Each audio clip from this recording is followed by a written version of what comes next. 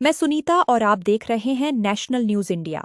राजधानी दिल्ली में all driver संघ भारत ने अपनी मांगों को लेकर एक भव्य जन चेतना यात्रा का आयोजन किया।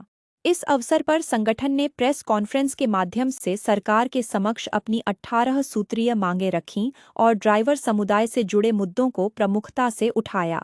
इस जन चेतना यात्रा में देश के विभिन्न राज्यों से आए पदाधिकारियों और ड्राइवरों ने हिस्सा लिया। कार्यक्रम के दौरान अतिथियों का फूल मालाओं से स्वागत किया गया, जबकि राजस्थान के उदयपुर अध्यक्ष की भी घोषणा की गई। राजघाट से शुरू हुई यह यात्रा अंबेडकर भवन तक पहुंची। करीब 22 किलोमीटर लंबी इस यात्रा में बड़ी संख्या में ड्राइवर शामिल हुए और एकजुट होकर अपनी मांगों के समर्थन में आवाज बुलंद की। संगठन का कहना है कि यह यात्रा केवल मांगों तक सीमित नहीं है, बल्कि ड्राइवर समुदाय के अधिकारों और सम्मान की लड़ाई का प्रतीक भी है। आज ऑल इंडिया ड्राइवर संघ भारत की जन चेतना यात्रा निकाली, इसका क्या उद्देश्य, क्या मकसद है?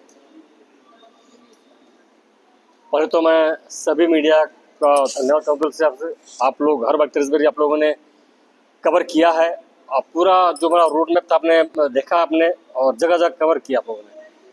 इसका मैं दिल से जितना धन्यवाद बोलना कम पड़ेगा, क्योंकि मीडिया देश का चौथा स्तंभ है। इसके बिना पूरा भारत क्या पूरा वर्ल्ड अधूरा है। इस न्यूज़ के बिना आप हमारी आवाज़ वहाँ तक पहुँचाते हैं। आप इसका हम लोग श्रेणी है पूरा ड्राइवर समाज।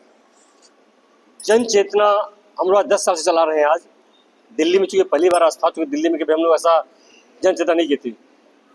केंद्र सरकार के गिरबान के नीचे में काम कभी नहीं किया था हम लोगों ने।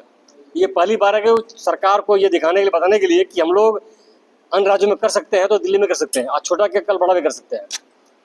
तो हमारी जो डिमांड्स है, जो हमने दे रखी है 29 सूत्रीय, उन पर सरकार विचार करे। क्या मांगे?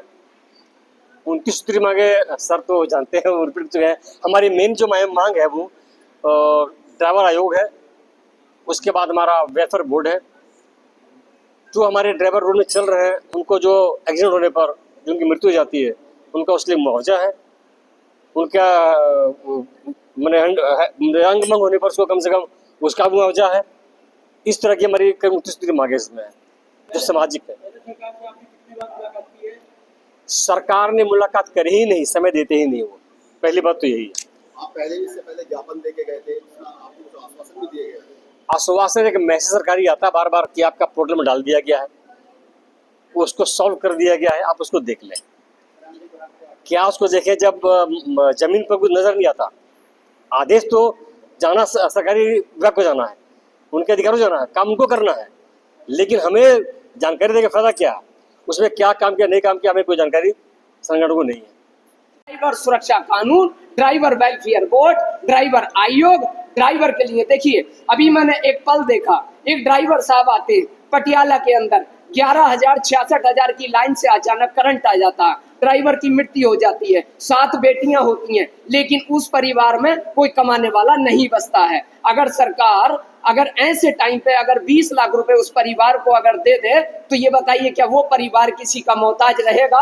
अगर सरकार का बेनिफिट मिले तो। लेकिन सरकार नहीं हमारे मुद्दों पे बात करना चाहती। अगर हम बात करते हैं अपने मौलिक अधिकार की, जो कि हमारे संविधान हमें इसकी इजाजत देता है, अगर कोई हमें प्रताड़ित करता, कोई हमारे हक की आवाज को दबाना चाहता है, तो हम अपनी आवाज को उठा सकते हैं, धरना प्रदर्शन करते हैं कानून के दायरे में रह के। तो आपकी इस वीडियो के माध्यम से मैं देश के प्रधानमंत्री, गृह मंत्री, ट्रांसपोर्ट मंत्री से अपील करना चाहता हूं हाथ जोड़ के, क्योंकि आज छोटी छोटी गलतियों पे हमारे ड्राइवरों को मॉब लिंचिंग के नाम पे मार दिया जाता है, लाठी डंडों से, राटों से, टेलीवरों से मार दिया जाता है, लेकिन कोई उसके न्याय की बात नहीं करता। क्यों नहीं करता? क्या वो ड्राइवर है भारत का इसलिए, भारत का अंतरिक्ष सिपाही है इसलिए? क्या ड्राइवर है वो देश को चलाने का काम करता है क्या वो इसलिए?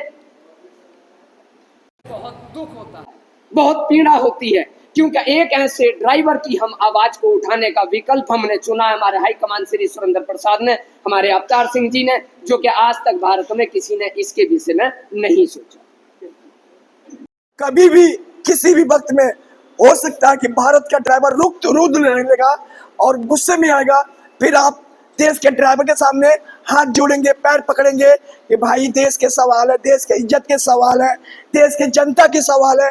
और हम उससे पहले ये कह रहे हैं कि हमारे सवाल है, यानी कि आप अपने जब ड्राइवर कुछ मांगता है तो बोलते हैं देश की सवाल है, और जब ड्राइवर कुछ कहता है तो यानी कि समझ में नहीं आता, ड्राइवर के बारे में नहीं करते हैं, और ड्राइवर अपने हक की बात करता है तो कहते हैं देश की सवाल है।